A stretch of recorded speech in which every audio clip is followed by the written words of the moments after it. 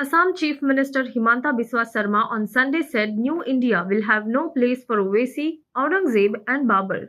In New India, people will not read the history of Nizams but will know about Sardar Vallabhbhai Patel, Rani Rudrama Devi and rulers of the Kakatiya dynasty. The way Article 370 was scrapped, Ram Mandir's construction began. Here also Nizam's name, Owaisi's name will be forgotten forever. That day is not very far. Himanta Biswa Sarma said, addressing a program in Warangal in Telangana in support of teachers and unemployed youth.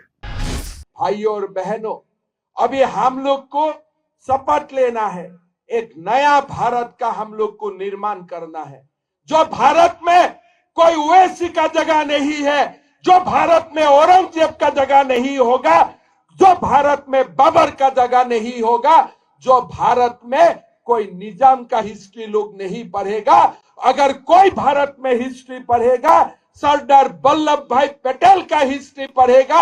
अगर कोई भारत में history पढ़ेगा तो हमारा भीम का नाम भीम का पढ़ेगा, रानी रुद्रानी देवी का पढ़ेगा, काकतिया का जो प्रचंड राज लोग था, वॉरियर्स था, उनका हिस्ट्री पढ़ेगा। अभी निजाम का और हिस्ट्री कोई नहीं पढ़ेगा। भारत बदल गया है और बदलते हुए भारत को हम लोग को आगे ले जाना है। He further said, I will have to come here again. In 2023, when BJP will come to power in Telangana, I will come again. People have the belief that with the support of Prime Minister Modi, they will make a new Telangana. KCR Garu has forgotten his promise of giving jobs. KCR Garu is only concerned with his family and not the people of Telangana.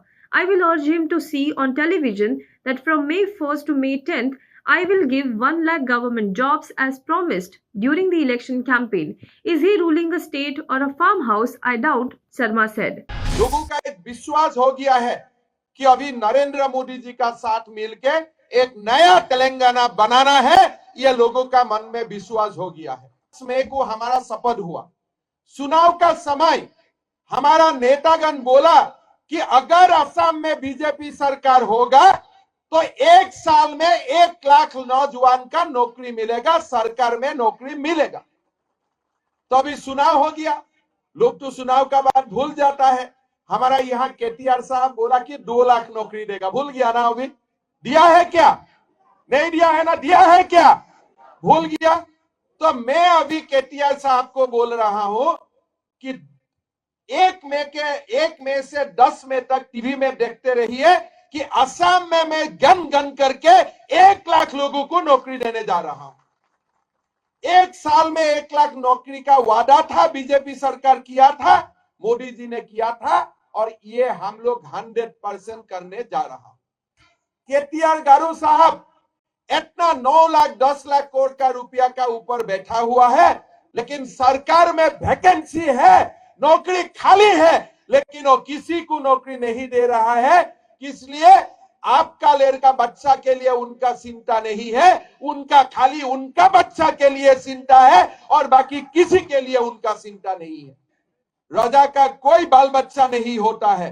Narendra Modi ji देश के लिए समर्पित है, 100 करोड़ भारतवासी के लिए समर्पित है। और हमारा केसीआर साहब किसके लिए समर्पित है?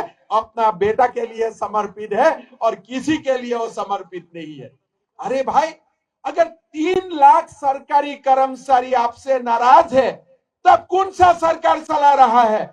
अब तेलंगाना प्रदेश चला रहा है कि अपना फार्म हाउस चला रहा है? वो मेरा डाउट होने लग गया है।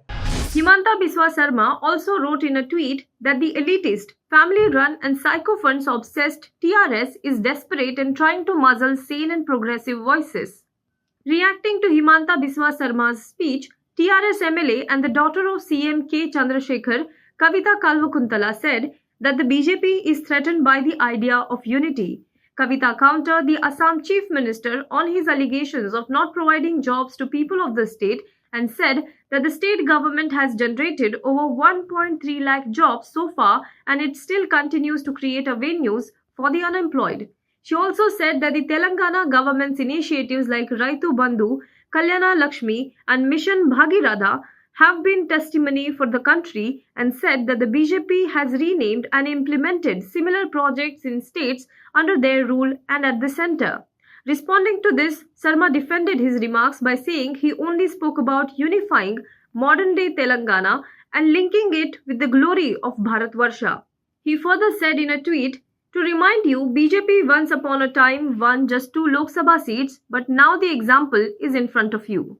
Owaisi has been campaigning extensively in Uttar Pradesh for the upcoming elections.